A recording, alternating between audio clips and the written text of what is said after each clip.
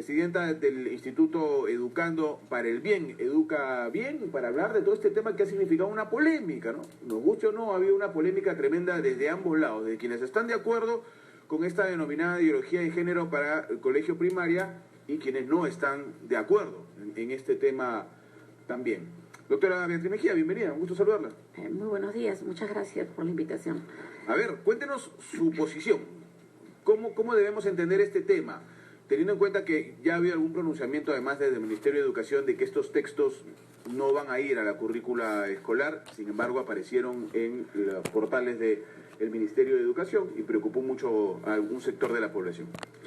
Sí, la preocupación que además comparte el Instituto Educa Bien es porque esta institución nace para gestar y promover un cambio en la currícula educativa, para que sea el instrumento de transformación verdadera del Perú. No podemos asistir a un cambio de las estructuras políticas, sociales, económicas del país si no cambiamos la manera de enseñar y qué enseñar y cómo enseñar a la niñez y juventud peruana. Entonces, desde esa perspectiva, Educa Bien ha tenido una preocupación al fundarse básicamente en este objetivo. En este contexto aparece este debate que para mí es el principio de un debate que no solamente importa a Perú, sino al mundo. Porque esta imposición que está haciendo UNESCO y otro tipo de organismos internacionales para que se incorpore en los sistemas educativos de las naciones la ideología de género y otros conceptos, no solamente respecto a la ideología de género, así como nos imponen los organismos internacionales una serie de pautas en el manejo económico de nuestras economías, también lo están haciendo ahora en el campo de la educación. Entonces entramos a un conflicto y a una definición importantísima en lo que es política social. ¿Hasta dónde los estados pueden imponer esquemas educativos y contenidos educativos a la niñez y juventud, dejando a un lado a los padres y que los padres tienen que aceptar este tipo de imposiciones? Más aún cuando estas imposiciones o esquemas educacionales transgreden los principios y valores de ese pueblo, en este caso del Perú. Nosotros tenemos una población mayoritariamente declarada en todos los censos de población que se han hecho en los últimos años en Perú, no declarada, 80% católica, un 17% o 20% evangélica. Estamos hablando de una población principalmente cristiana. Entonces, esta población cristiana que tiene principios de fe, basado en el cristianismo, tiene el derecho a que educar a sus hijos y que el sistema educativo preserve estos principios y valores en los cuales cree la población. Ahora, pero yendo a ese tema, doctora, dos puntos que yo siempre he mencionado. Primero, que estamos en un país laico, más allá de si seamos cristianos o no cristianos. Lo que es laico es el Estado. Por eso, pues, pero digamos que vivimos en un Estado laico que tiene que respetarse para todos de manera horizontal. Así es. Y yo siempre he tenido una opinión, y a ver si usted la comparte o no. Yo creo que cuando se habla de normatividad, ya sea en los diferentes sectores que el gobierno imparte, no debería fundarse en temas religiosos, porque entra el apasionamiento y termina por desviar a un solo rumbo el tema. ¿No le parece a usted eso? Es que no se trata de enseñar, digamos, física, química, geografía con criterios religiosos. De lo que se trata es de preservar valores y principios en los cuales la nación cree. Y esto es un derecho fundamental, universalmente reconocido por la doctrina internacional de derechos humanos. Por ejemplo, cuando Costa Rica consulta su constitución a la Comisión Interamericana de Derechos Humanos y le dice, podemos invocar a Dios y nuestra fe en la Constitución, y la Comisión Interamericana establece como una jurisprudencia vinculante que es derecho fundamental de los pueblos, el constituir su orden legal constitucional y sus normas de vida en base a los principios de fe religiosa que tienen. Entonces, esto es inmanente al ser humano como individuo y en el contexto de una sociedad. Entonces, debemos reconocer que esto, siendo un derecho universal, y esto sí es un derecho fundamental, no puede ser desconocido por los estados. Pero como libertad, ¿no es cierto? Por supuesto, como libertad, pero además en nuestra Constitución, comienza la Constitución, parece que muchos no han leído la introducción, porque la introducción parece que está ahí puesta como un sombrero que no hay que prestarle atención, pero es importante, porque se invoca al Dios Todopoderoso. para fundar el Perú. En esta constitución y en constituciones anteriores en que se reconoce el avance cultural de la nación en base a la fe cristiana y al rol, por ejemplo, que ha desempeñado la Iglesia Católica en esto.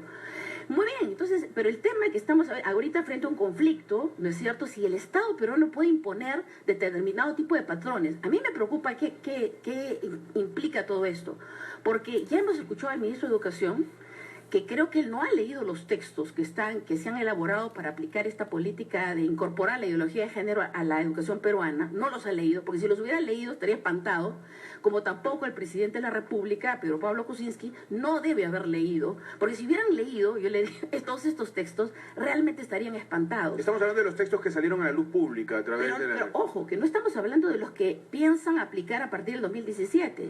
Hay textos escolares que ya se han venido usando desde el año 2008, 2009 hasta el 2012. Hay una investigadora, una profesora, Gloria Huarcaya, que ha hecho un trabajo magnífico sobre análisis crítico de la ideología de género en textos escolares que ya se han venido usando y en la investigación del año 2012. Entonces, esto ya se estaba aplicando y si usted coge la investigación, es muy buena. Yo soy investigadora, tengo 35 años haciendo investigación seria en este país y le digo y además haciendo capacitación y educación desde los 18 años. O sea, como directora de capacitación del Poder Judicial, directora general del Centro de Investigación de la Corte Suprema y también directora de la Academia de la Magistratura. O sea, manejo los esquemas de investigación y de metodología para la enseñanza. Entonces, me he dado el trabajito, ¿no es cierto?, de bajarme de la web del MINEDU, del Ministerio de Educación, todos los textos y me los he leído. Las 223 páginas de la guía sexual, ¿no es cierto?, que, por ejemplo, ahí dice una serie de cosas. Soy que un muchachito, ¿no es cierto?, es una nena. Un muchachito es una nena. Soy Javier y mi novio se llama Francisco. Y cosas por el estilo que uno decía, pero bueno, que aprendan los chicos a aceptar que hay una diversidad de orientación sexual. Ese no es el punto. El punto es que con este tipo de metodología se va a inducir en un niño muy pequeño desde educación inicial que él puede ser una niña. Y la niña que puede ser un niño. Porque eso es algo que hemos preguntado y que el Ministerio de Educación a través de sus redes sociales ha señalado, diciendo de que eso no está en la currícula. Eso es lo que dice el Ministerio de Educación oficialmente a través de sus voceros. No está eso en la currícula realmente. Bueno, entonces, que expliquen por qué razón existen ya textos escolares impresos que han sido usados en los últimos años. O sea, por eso no le podemos echar la culpa de esto al ministro Saavedra, porque esto ya tiene una aplicación. Ya venía dándose hace tiempo. Desde el ministerio de Chang, ¿no es cierto?, del ministro Chang. Desde el gobierno aprista. Desde el gobierno aprista se ha estado aplicando esto y lo que se está haciendo ahora es, digamos, hacer una difusión de que van a aplicar más intensamente esta política educativa a partir del 2017, que es lo que ha generado la reacción de una serie de personas que se han decidido a investigar, a ver de qué estamos hablando. ¿Qué es lo más grave en todo esto, doctor? Explíquele a la gente. ¿Qué es lo más complicado entre ustedes que han analizado y han investigado el tema? Mire, solamente esta investigación de los libros que ya se han venido aplicando en educación secundaria en materia de educación sexual, esta doctora Huarcay establece el grave peligro de relativizar la identidad de género que puede adquirir un niño o un jovencito ya en edad, digamos, de adolescente o en educación secundaria, es que esto todo es relativo y que tú puedes cambiar tu identidad sexual según tu tendencia, tus sentimientos, porque la identidad de género se construye y nada tiene que ver con el sexo con el cual tú naces. Ese es el fondo del peligro de esto.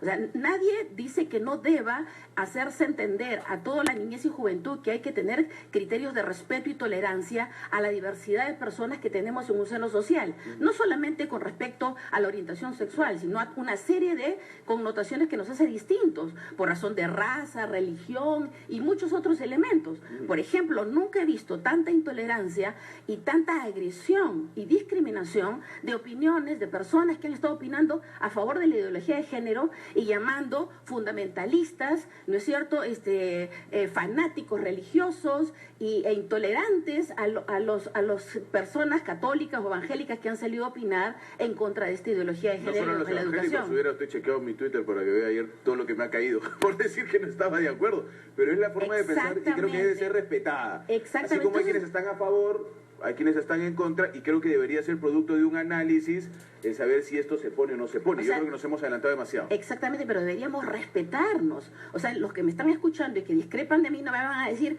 o sea, vela verde por el hecho de que estar opinando de que esto es un peligro para la educación. Se lo digo con la autoridad que me da el haber trabajado toda mi vida en educación y que puedo manejar muy bien estos conceptos metodológicos y sobre todo el objetivo subyacente en un método. Por ejemplo, le digo, hay una canción que le enseñan a los niñitos de educación inicial, del gusanito, ¿ya? Entonces, agarra la cintura de tu amiguito, el que va adelante, ¿no es cierto? Y baila el baile del gusanito. Y mueve la cadera de un lado para otro. Que al final todo puede cambiar, todo puede cambiar. O sea, que todo puede cambiar. ¿Qué es lo que puede cambiar? O sea, que todo puede cambiar, va metiéndose en la conciencia del niño que todo es relativo.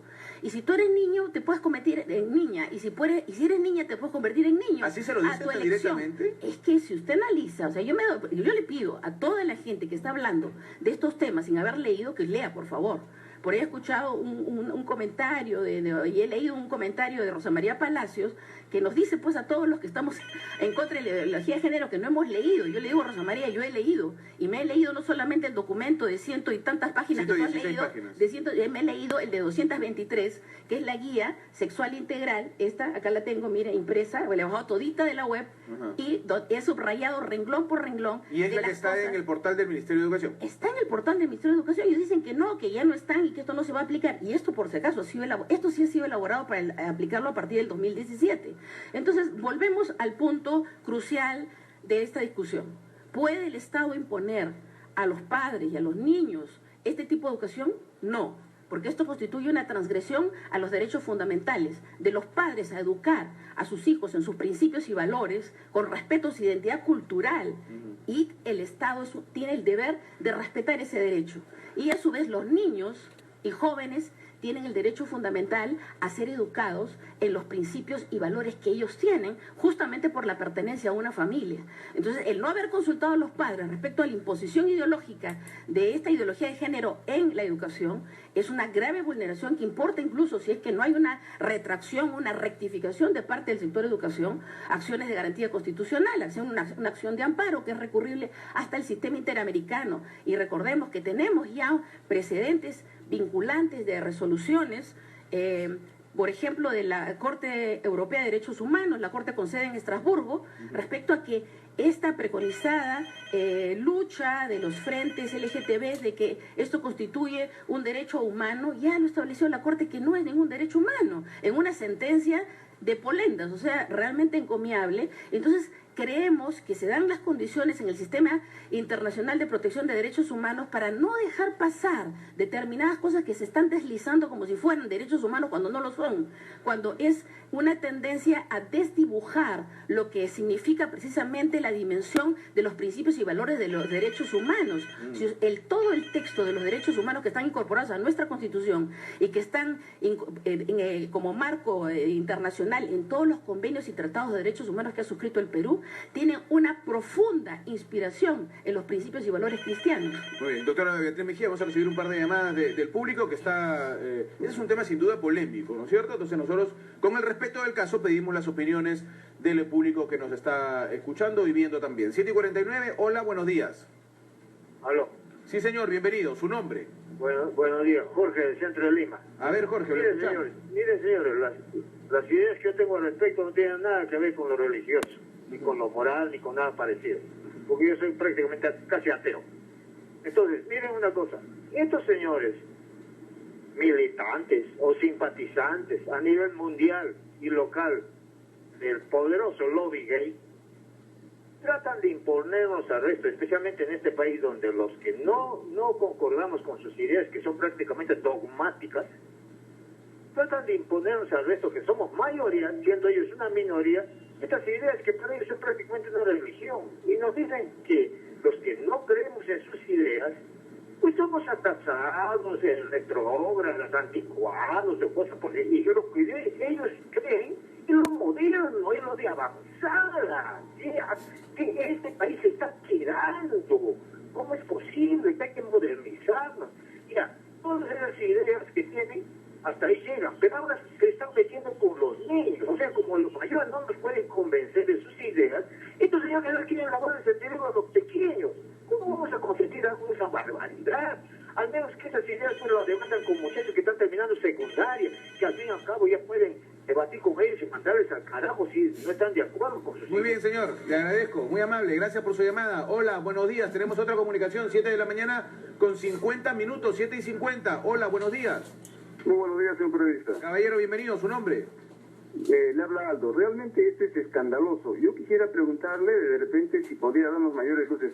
¿Es posible, digamos, demandarlo? Porque esto no puede quedar ahí a estos señores del Ministerio de Educación. No podemos permitir que se den ellos ese tipo de actitudes en contra de los niños, en contra de la población. Realmente esto debe de judicializarse. Ese es mi punto de vista, si tuviese algo que comentar sobre ello. Muchas gracias. Muchas gracias a usted por su comunicación telefónica. Doctora Beatriz Mejía, algunas personas, por supuesto, en las redes dicen también que la identidad de género se adquiere, no se cambia, que el hablar lo contrario es todo un hecho de ignorancia, que hay estudios que acreditan eso, que no porque se le dice eso a los niños se van a transformar o se van a volver de niños a niñas o van a fomentar la homosexualidad. ¿Qué les debemos decir a esto? ¿Qué dice el estudio que usted ha leído y que han realizado? Bueno, justamente lo que dice en varios estudios, no solamente en este que mencionó de la doctora Gloria Huarcaya, es el peligro de la relativización de la identidad de un niño, porque el niño, cuando tú eres chiquito, se le ocurre, si tiene hermanas, de actuar como las hermanas,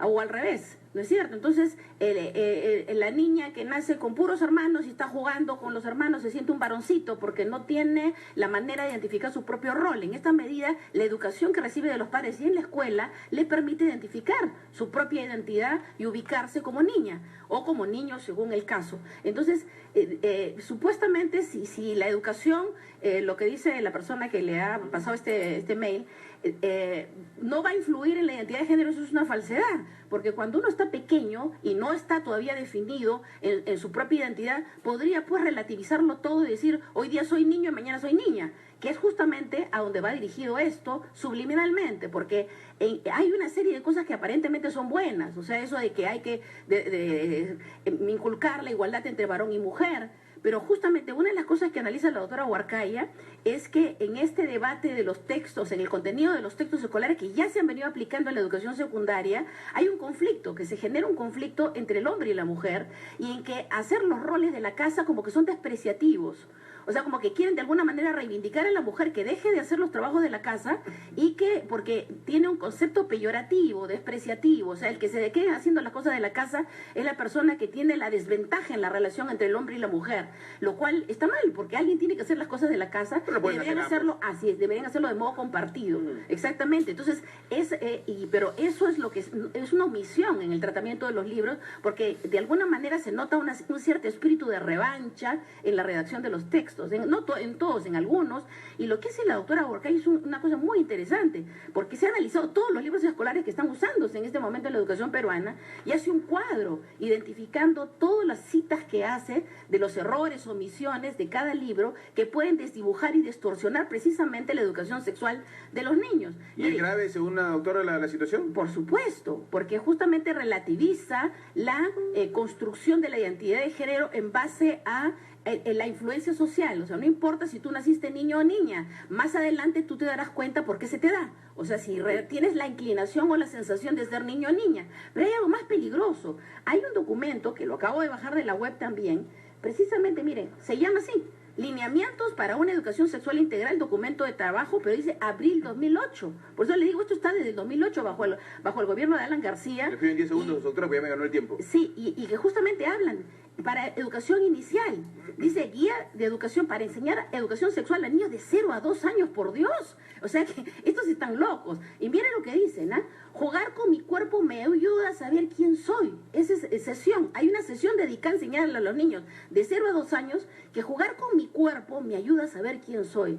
Creo que se ha perdido, ¿no es cierto?, la noción de la cordura moral en este país para que estas cosas estén en la web del Ministerio de Educación. Yo le pido al presidente de la República, le pido al ministro de Educación que lean estos textos, que no llamen a sus asesores, a las personas que hicieron esto, decir, a ver, ¿de qué se trata? ¿No es cierto? ¿Por qué hay toda esta laraca? Y dicen, no, ministro, lo que pasa es que esta gente son fanáticos, religiosos, fundamentalistas, intolerantes, y no quieren la igualdad entre el hombre y la mujer. ¿No es cierto? Y lo mismo le deben haber hecho a Pablo Kuczynski. Y esto es simplemente una cosa propuesta por UNESCO, por los organismos internacionales, y no hay nada de malo. ¡Ah, ya! Entonces el ministro se queda tranquilo, y el presidente se queda tranquilo. Yo les pido, por amor a la niñez y a la juventud de este país, y por amor a la moral de esta nación, que por favor lo lean, y no permitan esta barbarie moral en el Perú. Doctora Beatriz Mejía, muchas gracias por poner su punto de vista sobre este tema. Es presidenta del Instituto Educando para el Bien, Educa Bien. Y es otro ángulo sobre este tema que tanto se está discutiendo. Vamos enseguida, tenemos contacto ya con el ministro de Vivienda, el ministro Elmer Trujillo, porque él está, tengo entendido, en Ayacucho, viendo este tema, otro lugar que está muy complicado. Ministro, ¿cómo está? Bienvenido, buenos días.